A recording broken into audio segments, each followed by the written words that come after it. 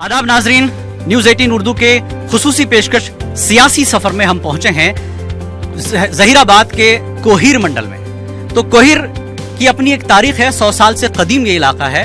तो आइए बात करते हैं, यहाँ पर कुछ सियासी लीडर टीआरएस और कांग्रेस के मौजूद हैं और साथ में यहाँ की खासकर आवाम यहाँ पर मौजूद है। उनके मुतालबात क्या हैं, उनकी यहाँ पर ज़रूरतें क्या है और अब तक क्या हुआ और आगे वो क्या चाहते हैं, इस चीज़ पर हम तफसीली बात करेंगे। एक एक करके अपना तारुफ दीजिए। कांग्रेस से पहले जी, आपका नाम? मोहम्मद मकबूल अहमद। क्या है आपका डिजिग्नेशन कांग्रेस में? कोहिर मंडल वर्किंग प्रेसिडेंट। ठीक, आप? मैं अब्दुल हन्नान जावेद, टीआरएस का एक मेंबर हूँ मैं। अच्छा। कोहिर मंडल का। ठीक है, तो आप दोनों बात करेंगे आपकी टीम के साथ। सर आप? Mohammed Aslam, TRS youth leader Kohir. Mohammed Firdaus, working leader. Mohammed Jaleel Ahmed, ex councillor. ठीक है, तो यहाँ पर सबसे बड़ा मुद्दा क्या है कोहिर में? कोहिर की ज़रूरतें क्या है और डेवलपमेंट आज तक हुआ क्या यहाँ पे, ये बताइए। अभी तक देखिए, कोहिर एक बहुत गुंजान आबादी वाला एक बहुत पुराना तारीखी टाउन है ये। कोहिर में यहाँ पे गुज़िश्ता 4.5 साल में बहुत सारे डेवलपमेंट काम है। इसमें सबसे एक अहम मैं ये बताना चाहूँगा आपको, कोहिर के अतराफ 22 विलेजेस है। वहाँ पे शहद का एक बहुत बड़ा मसला था। उसके मसले में हम लोग का रिप्रेजेंटेशन दिए थे हम मोहम्मद फरीदुद्दीन साहब MLCs को, तो उनकी तरफ से हरीश राव साहब हम लोग को 11.5 करोड़ का असरी हॉस्पिटल सैंक्शन करे, जो ऑलरेडी हुकूमत से मंजूर होगा। इंशाल्लाह उसका इनाग्रेशन होने वाला था, इलेक्शन कोड आने से वो रुक गया हो। इलेक्शन के फौरी बाद वो काम शुरू हो जाएगा। बहुत अहम मसला था शहद का यहाँ पे, उसके लिए हम बहुत कामयाब नुमाइंदगी करें और कोहिर के अवाम के लिए काबिल मुबारकबाद है हॉस्पिटल। चलिए ठीक है सर, ये एक काम इनका जो ज़रूरत थी यहाँ की तकमील हुई, क्या बोलेंगे? तकमील तो अभी नहीं, अभी तो शुरुआत ही नहीं हुई जी। KCR साहब के जो है वादे बुलंदबांग रहते हैं, उनके पास फंड नहीं रहता। ठीक, खाली जो है दिलासा देने के लिए इलेक्शन के हद तक किया गया। लेकिन बोल रहे हैं कि रेडी है तो काम क्यों नहीं हो रहा? काम क्यों नहीं हो रहा? हाँ? इलेक्शन के बाद हो अरे जाएगा भाई 450 बुनियाद रखने से काम इमारत नहीं बनती। संज्ञा बुनियाद रख के चले गए हैं, जी। वहाँ आज तक एक ईंट भी न रखी गई, तो फिर इनाग्रेशन किस चीज का करेंगे ये लोग? ठीक, ये सिर्फ अवाम को जो है धोखा देने के सिवा और कोई बात नहीं है इनके पास। 12% का वादा करे, जी। 12% का वादा करे, टाइम पास करे, सुधीर कमीशन बिठाए, वहाँ से जो है करारदाद पास करके दिल्ली भेजा दिए। आप जंतर मंतर पे धरना देने की बात करे थे, सुप्रीम कोर्ट से लड़ने की बात करे थे। कब KCR साहब किस दिन धरना दिए और कब कौन से वकील को सुप्रीम कोर्ट में रखे, बताइए आप। चलिए इनका जवाब दीजिए। जिलाने मैं ठीक है, जवाब आपका जवाब। मैं पहले हॉस्पिटल का बोलूँगा, रिजर्वेशन के बारे में बोलूँ। नहीं, आप हॉस्पिटल का बोलिए। हाँ, हॉस्पिटल का क्या है, हॉस्पिटल के लिए 11.5 करोड़ रुपए सैंक्शन हो गए, ऑफिशियली प्रोसीडिंग इशू हो गई इसकी। आपको तो मालूम होना चाहिए, जब प्रोसीडिंग इशू होगी तो कोई भी गवर्नमेंट आएगी, काम होएगा ही वो। इंशाल्लाह टीआरएस की आने वाली कर सकती, प्रोसीडिंग आ गई। सिर्फ इलेक्शन कोड, आप तमाम तालीम याफ्ता लोग हैं, जब इलेक्शन कोड आता है तो कोई तरक्याती काम नहीं होता। You agree with me? Yes. तो आफ्टर ये कोड खत्म होगा दिसंबर की 12 के बाद, जरूर इसका इनाग्रेशन संगे बुनियाद होगा। चलिए, दोनों पार्टी की तरफ से एक एक बात हो गई। अब यहाँ पे आम लोग हैं, आपके वोटर्स है ये। सर आप क्या बोलेंगे? हाँ, मेरा नाम मोहम्मद अब्दुल रशीद है। यहाँ पर अब फिलवक्त सरकारी दवाखाने की हालत बेहतर है पहले की बनिस्बत। गुज़िश्ता 5 साल पहले दवाखाने में अद्वियात और डॉक्टर्स वगैरह बिल्कुल डॉक्टर्स एक हफ्ता गायब रहा करते थे। फिलवक्त तो रोज़ाना डॉक्टरों का अटेंडेंस भी है, अद्वियात भी दिए जा रहे हैं, एम्बुलेंस गाड़ी भी है और साफ सफाई का भी अच्छा इंतजाम मैं खुद अपनी आंखों से देखा बात कर रहे हैं, वो क्या है? वो अब सियासी लोग उसे जानते हैं, मैं भी सुना हूँ कि दवाखाने को और अच्छा बनाने के लिए बिस्तर ज़्यादा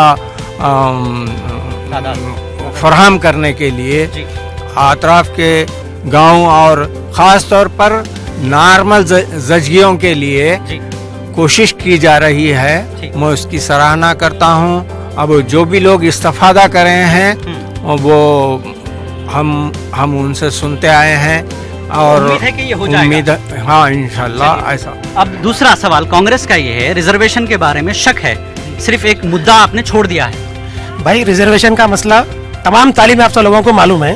रिजर्वेशन का वादा KCR साहब करे थे 12% रिजर्वेशन का।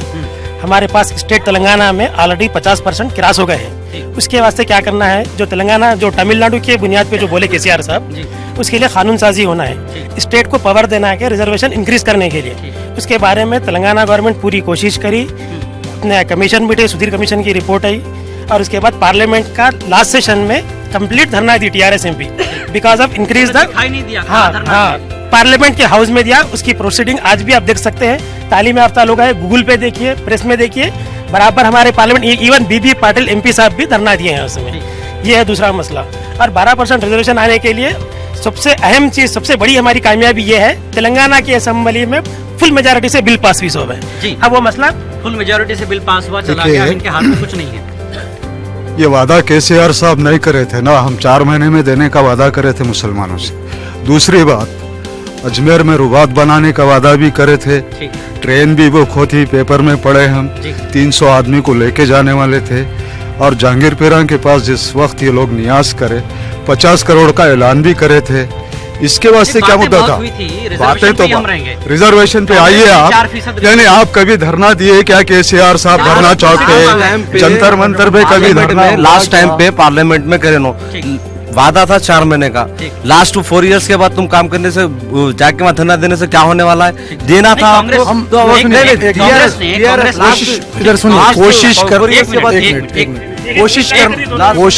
कोशिश करना, लड़ाई नहीं चल रही भाई, कोशिश बात बोल रहे, लड़ाई नहीं चल रही, कोशिश बात की बात बोल रहे, कोशिश करना, हम रिजर्वेशन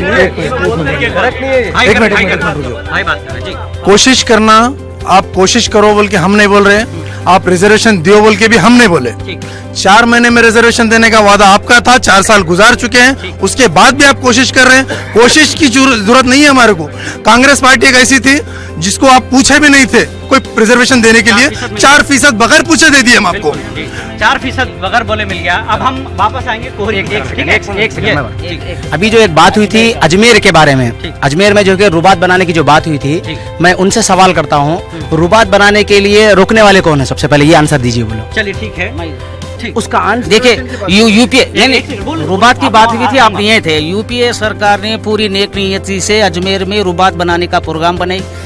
भाई जैसा फरमाया कि 300 लोगों को नहीं, 3000 लोगों को ले जाने के लिए ट्रेन बुक की गई। मगर आप और हम जानते हैं अक़लियतों के लिए यूपीए सरकार किस नमूने से, किस रूट पे जा रही है। लेकिन राजस्थान की हुकूमत ने उसको रोक दिया था, ठीक है, उसको रोक दिया था कि हम आपको इतनी जो है सिक्योरिटी नहीं दे सकते। अब एक मिनट, हम कोहिर में वापस आएंगे। आपके यहाँ पर कोहिर में जरूरतें क्या है, डिमांड्स क्या है? अभी यहाँ के प्रेजेंट MP साहब जो साबिका हो चुके हैं, वो एक 108 एक गाड़ी दिए हैं गवर्नमेंट अस्पताल के लिए। जी हाँ, MP जी हाँ, MP। अभी मैं बता रहा हूँ आपको, जो 108 गाड़ी दिए हैं, 108 गाड़ी में सिर्फ गाड़ी दिए हैं, उसका कोई मैनेजमेंट नहीं है, ना कोई ड्राइवर है। गाड़ी दिए हैं, गाड़ी का कोई मैनेजमेंट नहीं है, कोई ड्राइवर नहीं है, ना उसमें ऑक्सीजन है। और आप अभी भी जाकर आप इसी तरह से जाइए, वहाँ जाके गवर्नमेंट अस्पताल में स्टाफ से पूछिए क्या गाड़ी चालू हो रही हो, नहीं हो रही। का एक मुद्दा है, अभी कॉमन एक रिसेंटली बाजार में एक होटल है रामू की, उसकी भाभी का प्रेजेंट एक 1 वीक डिलीवरी केस था। 2 ट्विंस थे, 2 के 2 बच्चे जो है सो अपनी जान से जा चुके हैं। उसका रीजन है 108 गाड़ी। बस मैं वही बताना चाहता हूँ। यानी अगर इलाज करना है तो आप जहीराबाद जाएंगे? बिल्कुल जहीराबाद जाना पड़ रहा है यहाँ पे। ठीक है, चलिए। मैं आपको बता दूं, फर्स्ट ऑफ ऑल यहाँ पर अपने मतलब के लिए सियासी पार्टी चेंज करते हैं, ज्वाइन करते हैं। वो तो सब जगह होता है। और एक चीज, वो जो काम है किस बुनियाद पर करना बोल के सोचे थे, जिस बुनियाद पर करना बोल के सोचे थे, कुछ लोग जो है उसको जानबूझकर एक पॉलिटिकल इश्यू बना रहे हैं। मैं आवाम को कहना चाहता हूं, इंशाल्लाह हम 1 साल के अंदर उस काम को मुकम्मल कर देंगे। ठीक है, चलिए अब आप लोगों का हो गया, अब यहाँ के लोगों से पूछेंगे, ठीक है? लोग क्योंकि आपके वोटर। चाचा आपकी उम्र क्या है? 80 साल। 80 साल है। कोहिर के हैं आप? 80 साल में कोहिर से हैं? हाँ। तो कोहिर की जो है तकरीबन 100 साल से ज्यादा की उम्र है। 80 साल के साहब यहाँ हैं, तो इनको तो आपको सुनना ही पड़ेगा ना, ये वोटर हैं आपके। चाचा कोहिर में इस वक्त आपको क्या चाहिए? इलेक्शन चल रहा है, हाँ। डेवलपमेंट, हॉस्पिटल है, कॉलेज है, स्कूल है, क्या क्या जरूरतें हैं इस वक्त कोहिर की? अब बच्चों को मालूम, जी आप लोग क्या मालूम? आपके जमाने में क्या देखे थे? मैंने इधर है, देखिए आपके जमाने में क्या देखे थे? अब 600 जैसे घड़ा ऐसे देख वैसी है। लेता ठीक देख लेता जी। आप कोहिर के जो ऐसे अवाम के वास्ते में यहाँ पे धंधे वालों को कोई सहूलत नहीं रही साहब, कारोबारियों को ठीक। कोई जाम गुटली, आप मोल साहब बोले ना, जी। हर जाम गुटली बेच रहे हैं, दूसरे मुकाम पे करके आके यहाँ पे रोजगार अदा कर रहे हैं। ठीक है। कोई हुकूमत भी फैसिलिटीज नहीं दे रही, कोई रोजगार नहीं है। देखो अब आम जाम पंडो बेचना ठीक। जीने का है। ठीक है। देखिए, एक सवाल यहाँ पे आया है मार्केट का। यहाँ के जो लोग ताजिर है, जो भी कारोबार करते हैं छोटा मोटा, उनके लिए टीआरएस के पास क्या है? मार्केट यार्ड, कोई मार्केट बनाएंगे, उनको क्या सहूलतें देंगे आप? अभी ऑलरेडी हम लोग के पास मार्केट एक है, लेकिन उस पर एक्टिव काम नहीं चल रहा है। ठीक। इंशाल्लाह हम जरूर ऑलरेडी इसके बारे में हमारे एमपी बीबी पटेल साहब से, एमएलसी प्रतिनिधियों से नुमाइंदगी कर चुके हैं। इंशाल्लाह बहुत जल्द बहुत बड़ा मार्केट यार्ड बनने वाला है यहाँ पे। जी क्या बोलेंगे? वो देखिए साहब, यहाँ पे मसला फिलवक्त जो तेलंगाना का इलेक्शन चल रहा है, जी इसका इफेक्ट जो है ऑल इंडिया पे पड़ने वाला है। ठीक। हिंदुस्तान के सब में आला जो कानून साज इदारा है, उसके 4 जजेस 6 मंथ बिफोर रोड पे निकल के ये कहते हैं कि जमहूरियत ख़तरे में है। जी। तो जमहूरियत ख़तरे में है बोल के पब्लिक से अपील करते हैं कि बचाइए। तो हमारा फैसला ये रहेगा कि हम जमहूरियत को बचाने के लिए सेकुलर पार्टियों को वोट देंगे, क्योंकि केसीआर साहब ने हमारा वोट लेके सदर जम्हूरिया के लिए बीजेपी को वोट किया, नायब सदर जम्बारों को जी। नहीं इसीलिए ठीक। हमारे को डेवलपमेंट से अहम हमारी जान और माल का तहफ़्फ़ुज़ चाहिए।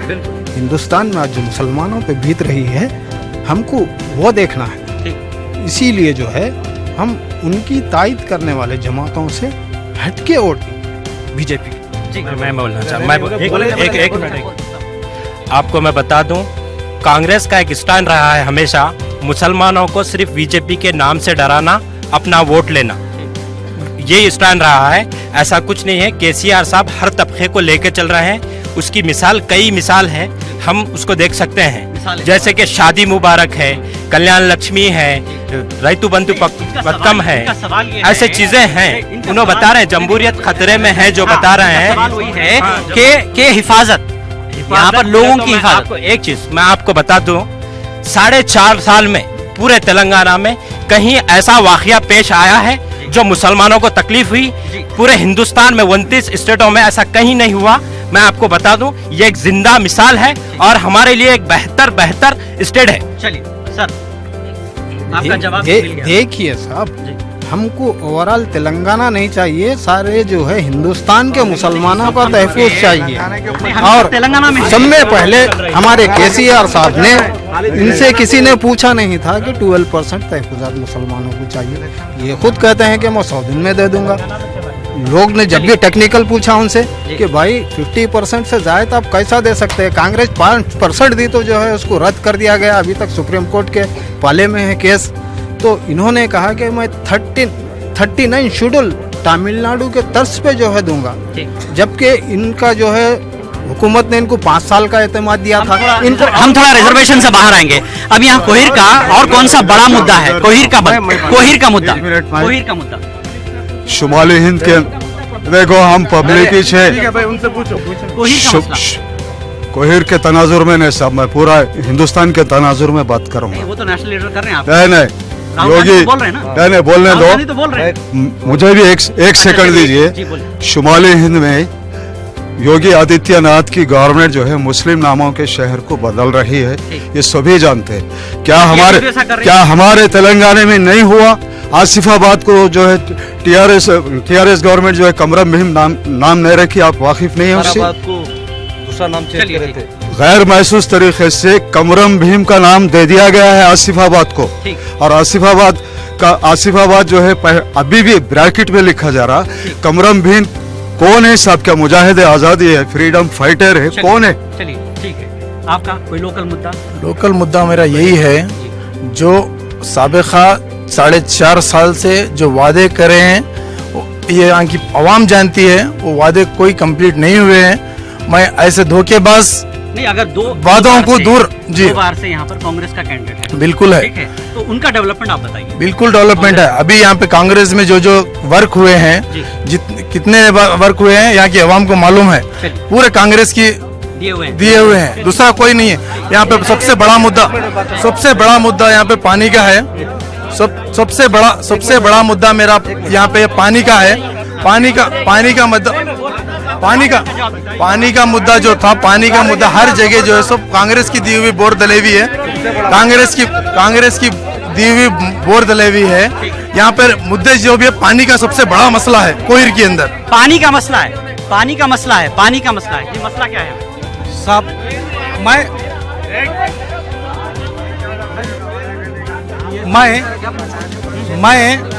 मैं ये सवाल करना चाह रहा हूँ कि भाई मैं वोट डाले फलां को, फलां जीते तो वो काम करे। आपको अवाम वोट डालती है काम करने के लिए, वो कर चुके, लेकिन आप आइंदा के लिए क्या लाहिया अमल अपने गांव के लिए रखते हैं? मैं चाहता हूँ कि तुम आइंदा गांव के लिए क्या करोगे? कांग्रेस की सीनियर लीडर गीता रेड्डी जी हमारे साथ हैं, आइए उनसे बात करते हैं कि इस बार के इलेक्शन में वो किन मुद्दों को लेकर आवाम के पास यानी जनता के पास जा रही हैं। मैडम, आप कांग्रेस सरकार में मिनिस्टर भी रही और लगातार कांग्रेस का ये खिला है एक तरह से जहीराबाद जी, तो नेक्स्ट आपके प्लान और फ्यूचर में आप क्या करना चाहेंगे और आप क्या मुद्दे लेके जनता के पास जा रहे हैं? अब तो इलेक्शन में हूँ और जीतने की भी पूरी तरह से उम्मीद है कि जैसे आपने कहा, जहीराबाद एक खिला है, कांग्रेस का गढ़ है ये, तो इसमें जो कांग्रेस की पहचान है और कांग्रेस को चाहने वाले ही ज़्यादा हैं, तो मुझे बिल्कुल भरोसा है कि इस बार भी वो मुझे जिता देंगे। मैं हमारे ऑल इंडिया अध्यक्ष, कांग्रेस पार्टी के अध्यक्ष राहुल गांधी जी को मैं अपनी शुक्रिया पेश करती हूँ, शुक्रिया अदा करती हूँ, और हमारे उत्तम कुमार जी पीसीसी प्रेसिडेंट को भी फिर एक बार उनको भी मैं अपना शुक्रिया अदा पेश करती हूँ, क्योंकि उन्होंने तीसरी बार मुझे इसी जगह से फिर सीट दी है। मुद्दे तो है जो जनरल हमारे पीसीसी से जो हमारी मैनिफेस्टो, बहुत बेहतरीन मैनिफेस्टो निकली है, जो हर एक तबके के गरीब को कुछ ना कुछ कर रही है। ये अभी भी एग्रीकल्चर स्टेट है, एग्रेरियन स्टेट है, और यहाँ पर भी जहीराबाद में भी एक छोटे म्यूनसिपैलिटी के सिवा काफ़ी पूरा भी एग्रीकल्चर करने वाले हैं, एग्रीकल्चरिस्ट ही हैं। तो हमारा मेन प्लान क्या है कि एकदम 2 lakh at one time 2 lakh उनके लिए हम लोन ऋण माफ़ी कर रहे हैं, मतलब उनकी जो भी किसानों के लिए, और उनके लिए फिर और जो भी उनका प्रोड्यूस रहेगा उसको भी हम अच्छी तरह से अच्छे प्राइस देंगे, ताकि उनको फिर गरीबी वगैरह या खुदकुशी करने की नौबत ना आए।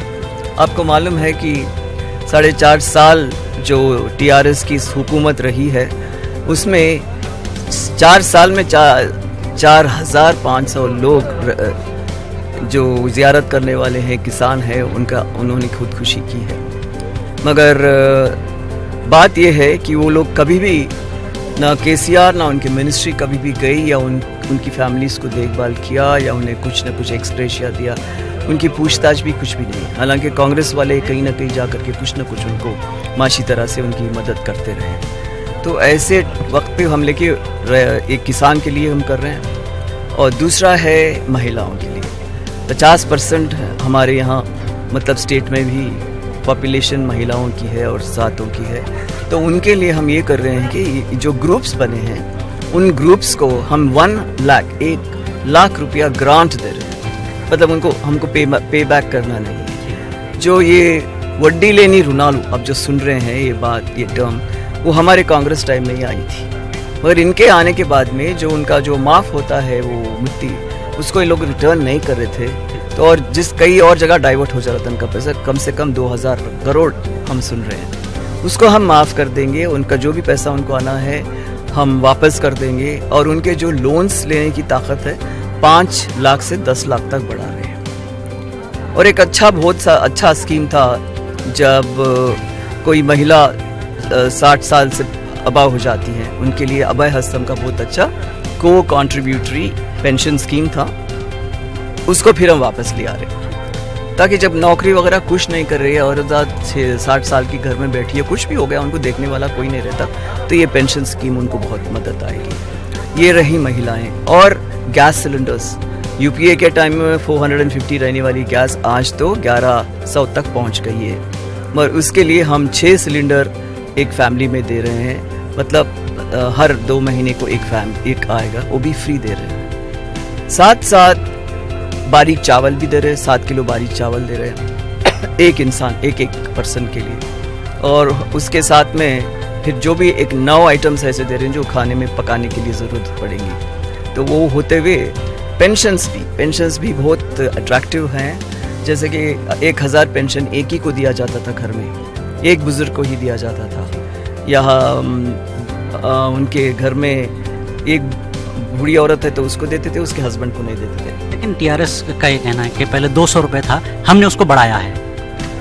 200 रुपया हमने सैचुरेशन, हमारा मोड था सैचुरेशन। आप याद रखिए, जब 2004 में हम under the leadership of Rajasekhar Reddy आए थे, हमारा हर चीज सैचुरेशन था।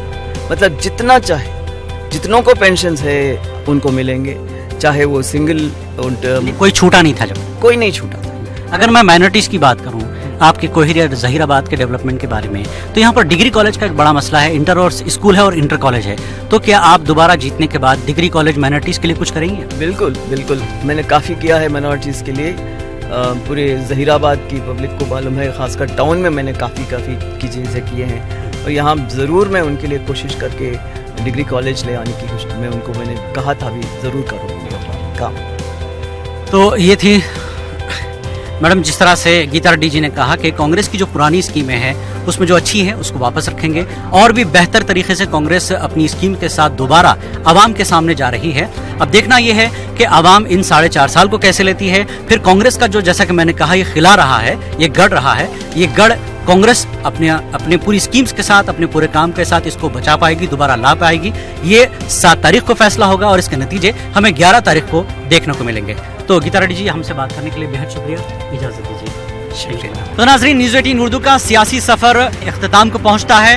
कल आपसे फिर एक और शहर, किसी और हल्का असेंबली में मुलाकात होगी सियासी सफर के तहत। न्यूज़ 18 उर्दू को इजाजत दीजिए। आदाब।